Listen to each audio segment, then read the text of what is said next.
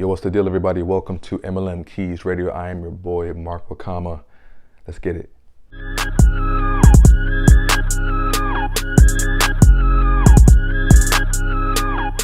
What up, everybody? Welcome to the show. I am happy you are here. I'm happy that you, again, are continuing to find what I'm saying valuable to where you keep coming back. I don't take that lightly. I hope you've had a great day and a great start to your week, man. It's been a pretty busy couple of days for your boy. For those who don't know, I'm currently in pursuit of my PhD. I can't even really tell y'all what department it's under because it's almost kind of it's not really popular. It's not really like a known program within the school, but it's gonna happen. And I'm speaking that into existence, and plus I've already got confirmation of actually being able to make this thing happen, right? So I've been in pursuit of that PhD and in pursuit of a PhD, right? And it's something that is I'm really looking forward to. But with that said, like, that's why I'm also pushing so hard, like, to automate the business, right? That's why I'm pushing so hard in this podcast, to let people know, like, the importance of being able to actually treat your business like a business so that you can be able to pursue what it is in life that you want to pursue. Like, as much as I am an entrepreneur, I'm also a scientist, right? I'm also a researcher, and it's not impossible to combine it if you go about it the right way. And I feel like if I was to do this, if I was to do MLM the old school way, I could definitely not have done it while going for a PhD. I just don't know how. You feel me? So I'm just super grateful for having learned to utilize the internet, learn how to utilize Facebook ads, how to utilize the value ladder, how to utilize paid prospecting products and MLM offer auto closing systems, and being able to use the internet to expedite the process and automate the process in terms of recruiting people into my downline, right? That's why I'm doing this podcast, as well. Excuse me, is to let you guys know that just because you're in MLM doesn't mean that's all you are. You know what I'm saying? Like, at the end of the day, you're still a marketer, you're an entrepreneur, and you can use MLM in order to bring in residual income if you go about doing things the right way. If you go about, turning this what people see as a side hustle, or like as a hobby, as an actual business, as an actual legitimate asset. So I'm kind of beating a dead horse because you guys are here for a reason. So, but still, it's just super important to know, and that this is part-time for me in a sense, but it's full-time in regards to the tools and strategies being used while I'm going for the PhD. You feel me? So it's not impossible. I'm living proof it's not impossible, right? So anyways, man, it's gonna be a shorter episode. It's currently like 1:50 a.m. Wednesday morning. I have a flight to catch, actually, early in the morning. So I haven't packed yet. I haven't folded my clothes. I haven't fixed my room. And I'm one of those people who, like, I like to come back to a clean room, to a clean space. I hate coming back to a dirty room or to a dirty house, bro. It rubs me the wrong way. So I make sure everything's clean first before I leave. And I haven't done that yet. So it's going to be a long night for you, boy. Pulling an all-nighter. So I figure, why not be productive in a sense, or really just procrastinate, and drop a episode. So anyways, man, what I'm going to talk about today is something that is something that we know, but I'm going to hit it from a different angle, just because it's something that I didn't honestly think about until maybe 4 or 5 months ago, right? So when I was first really getting heavy into recruiting and messaging everybody and a mama, you guys know the story, and really going about the business, like looking for who wants to join. I was coming at it with the mindset like, yo, this is a no-brainer to join MLM. It's a no-brainer. Like, it's cheap to get in. The products are good. You have to learn how to be a leader, which makes you better. And there's all these good things. It's a no-brainer, right? So when I go to people about joining and I give them the price to join, right? Some people are like, oh, I don't know about that. And when I was early into it, it boggled my mind. And honestly, it still does, but not as much as it used to, right? Like, it really made me kind of mad. Like, I'm like, do you know how much a actual brick and mortar business costs? Like the startup cost for a brick and mortar? I do. Myself and my parents own a restaurant back home in Texas. The startup cost for a restaurant, for the equipment, for the space, for the permits, for for the actual S corporation getting a CPA and like the food, like bruh, the startup cost for a successful restaurant is ridiculous. I think for us, Texas is cheap, but for us, I think it was 40 G's, 40 to 50 grand just to start, right? Just to start. So when I was told about MLM and like the simplicity and ease and cheapness to get in, I'm like, bruh, if I understand this, everybody should, right? So I'm messaging people with this in mind, like with this mindset, like, okay, it's a no-brainer to join. And people were against that. They're like, oh, I don't know, seems a little expensive, or I gotta talk to my husband or talk to my wife, or I'll let you know. Like, they're giving me all these excuses. And I'm like, what? Like, for real?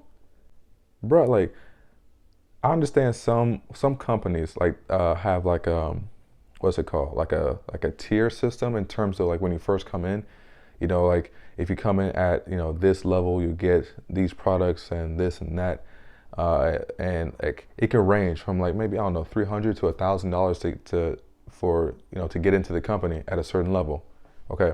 But some companies literally it's like $50, $50 to get in.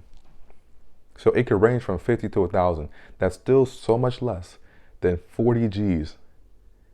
But you still have the ability like to have an incredible upside. I literally take that little investment and create something crazy with it. I don't have to explain that to y'all. Y'all on this podcast for a reason. So you understand like the power.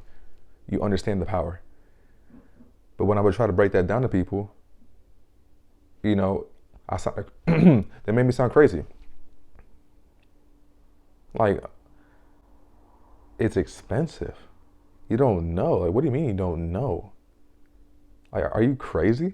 I didn't say that, but I'm thinking like, bro, like, what is stopping you? Now, what are you talking about? It's too, like, you know what I'm saying? So,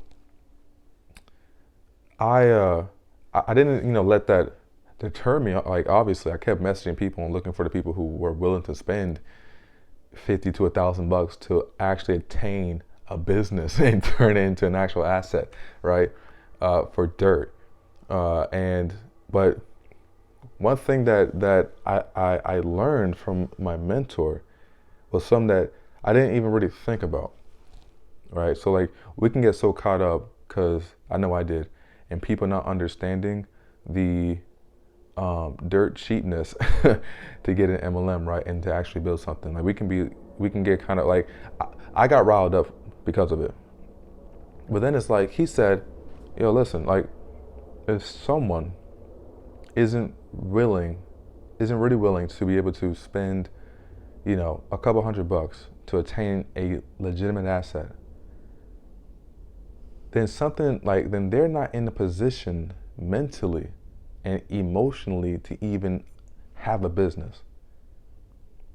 And I'm like, huh, that's interesting. Like, what do you mean by that? Simply put, like, people's priorities are all messed up nowadays, y'all. Like people's priorities, like people will literally skip what they need to do and do what they want to do. And I said that earlier in a podcast. People don't do what they need to do. We know we need water. We know we need sleep. We know we need vitamins and minerals and all this good stuff. But we don't want that. We want sugary coffee. We want alcohol. We want fast food, greasy food, right?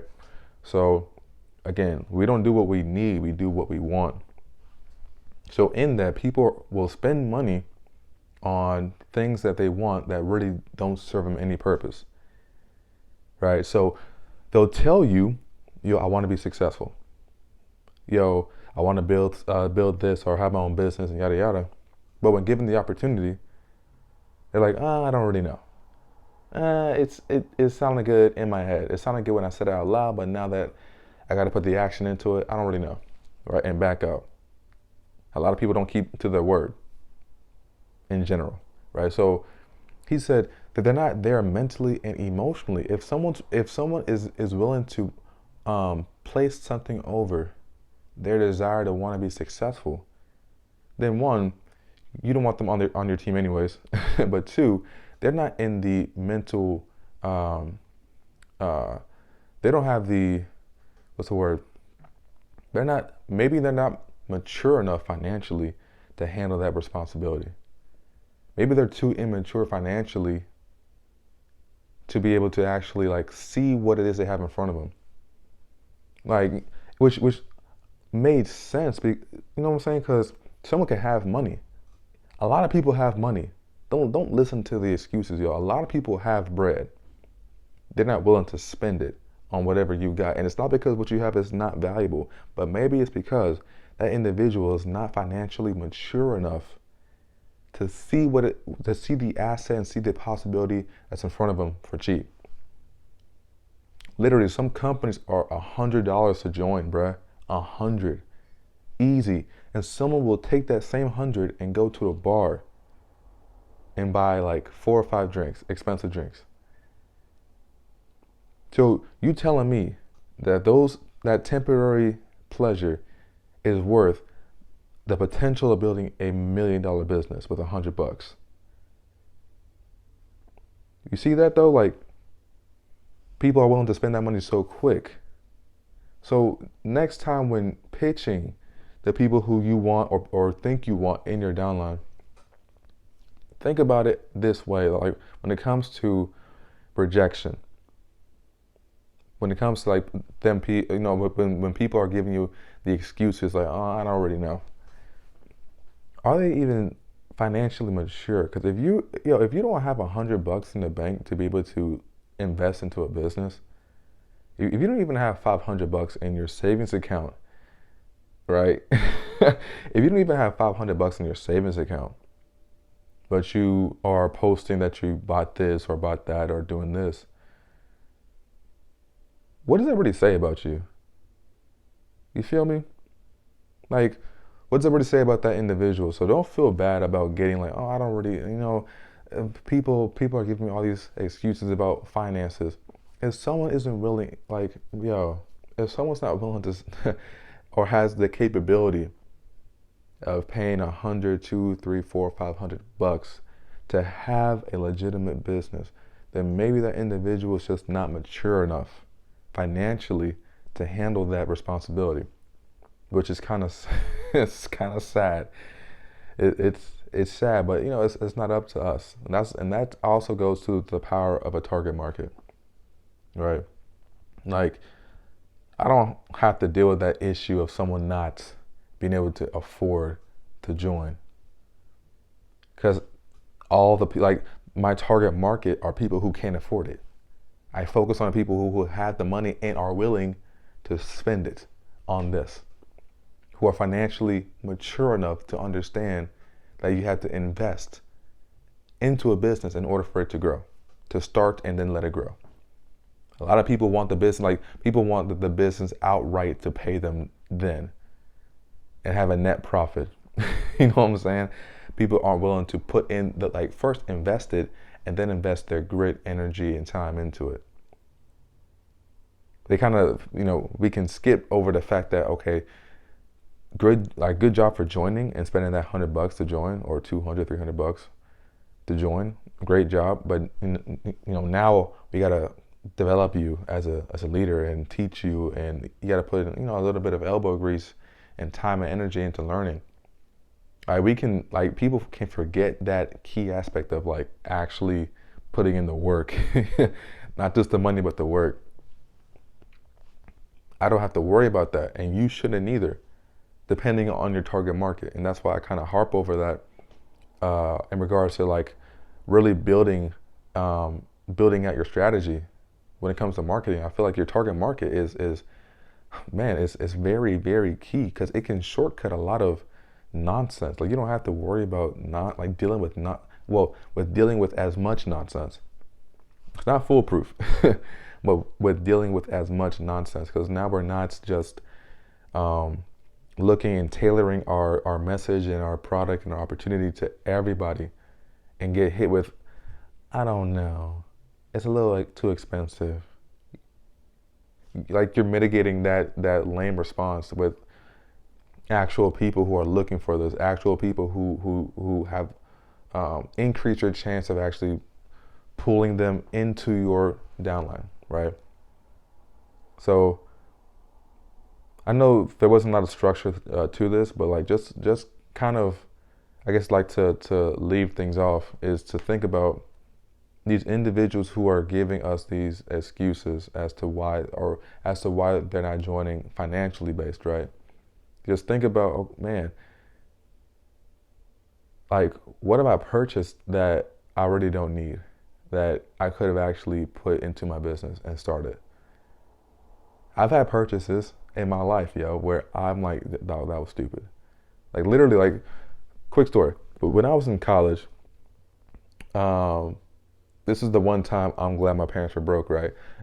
Like, when I was in college, we got Pell Grant. So not only am I a basketball player, but I'm also a basketball player getting money from the government, right? So now I'm literally getting paid every semester, like like a couple grand every semester, right?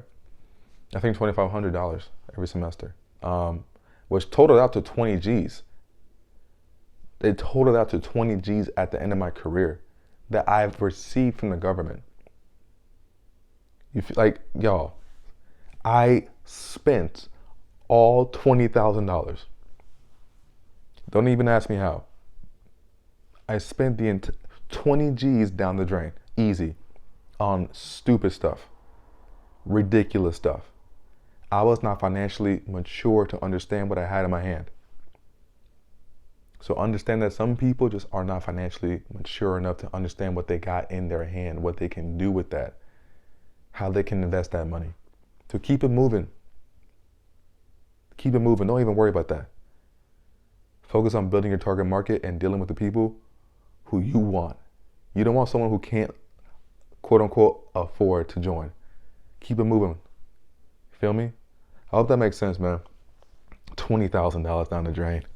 Embarrassing.